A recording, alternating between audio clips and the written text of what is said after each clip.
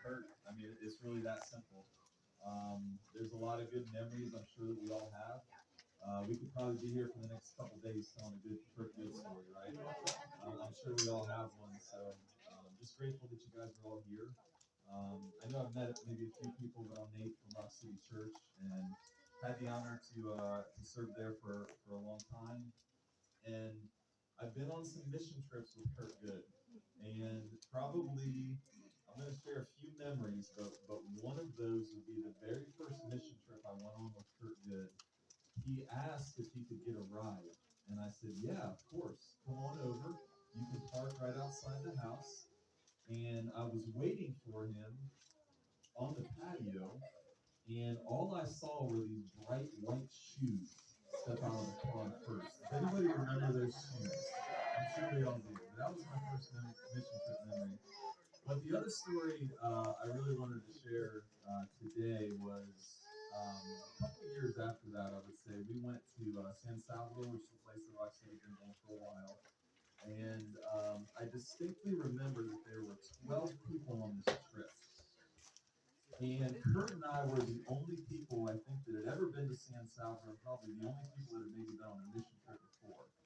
So I was like real clear with these instructions, like not like a father clear, like to his kids, but I just told everybody, I was like, hey, everyone, let's just meet right after you get out of the airplane, just stay right there. And we can just, especially since everyone's pretty much new, and there's 12 of us. It's an easy number to remember.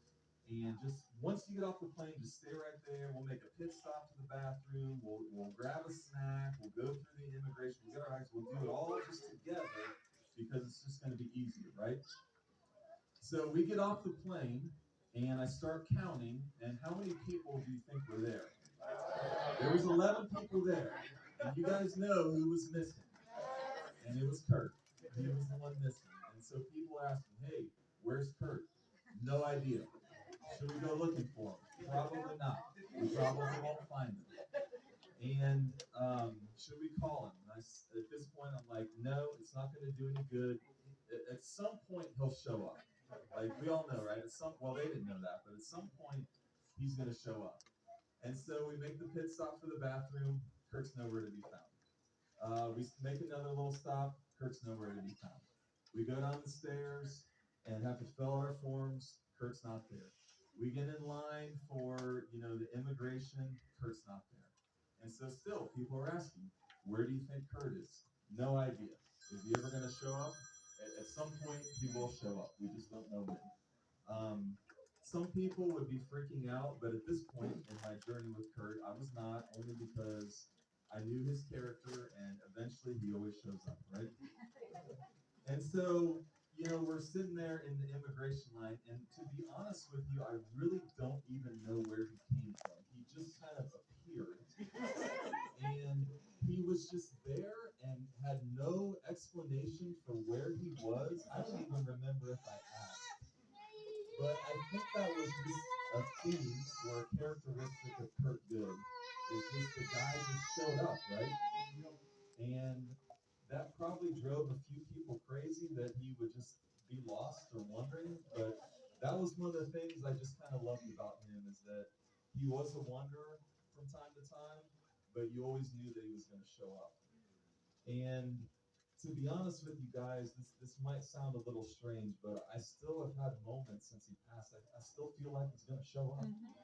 I really do. And again, that might sound odd, but he was just such a great guy. And I know that I join you all, and that we're just all going to miss him dearly.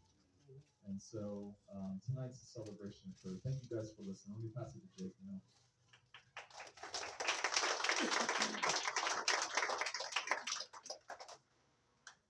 Well, my name is Jake, and I also did a mission trip with Curt, and he also asked me for a ride to the airport. He said, hey, my car's at the mechanic, and I said, well, I can give you a ride, but I live 5 minutes from the airport, and the mechanic was 30 minutes away. So I was like, little details would be nice. Like, let me know where I'm picking you up, but we got him a ride, and Curt was also in my small group for about 5.5 years, and one of the most consistent people, like Nate said, he just always showed up and was always present. You knew Curt was going to be there. Everybody else in the small group would RSVP, hey, I'm going to be there. Curt never did that. It's just like, Curt's going to be here, you know? You can count on that. My wife and I were talking about, just there's so many stories, but what can we say that really honors Curt, brings glory to Jesus? And a verse came to mind, Acts 2:44. It says, all the believers were together and had everything in common. And Curt really lived that out. If there was a gathering of believers, he was going to be there. All the believers were together, Curt's going to be there. And they had everything in common. So I love thinking back, reflecting on all the ways that I've seen that Curt, if Curt had something, he was going to give it to you if you needed it, right? But if you had something, he was also going to take it. So that's the story I want to share with you. We shared with our small group, hey, we're going to have an open fridge policy, and Curt took us up on that. If he was hungry or thirsty, he was going to get food or drink. But he returned the favor by always bringing food back, So if he was going on a trip, we knew Curt was going to bring something.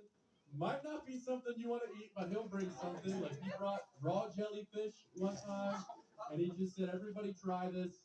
And most of the group, I did not, most of the group tried it. And then he's like, we said, what is that? He said, oh, it's raw jellyfish. And then we looked on the container. He's like, oh, I probably should have cooked that for you guys. But he was going to take food, and he was going to give food. One time he showed up with kangaroo meat and camel meat. And didn't ask permission. He's just like, where's your frying pan?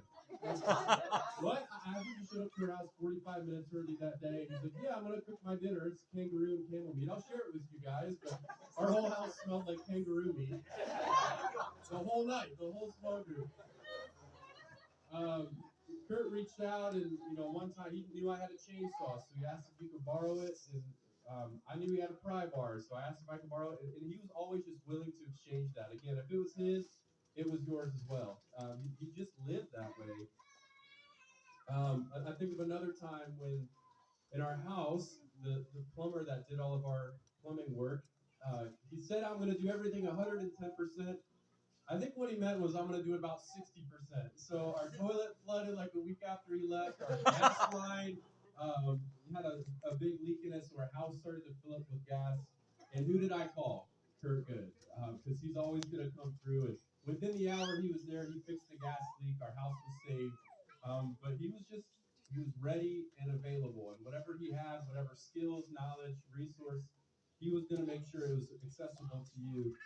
And then a couple weeks ago, he's like, hey, I'm moving a fridge out of this house that I'm flipping. Can you help me out? So like 9 o'clock at night, I went over and helped him out. But I love that. And I want to be more like Curt in that way, that if there's any need around me, I'm going to help meet it. And if I need anything, I'm not going to be slow to ask. I'm going to assume that as long as the believers are together, we have everything in common.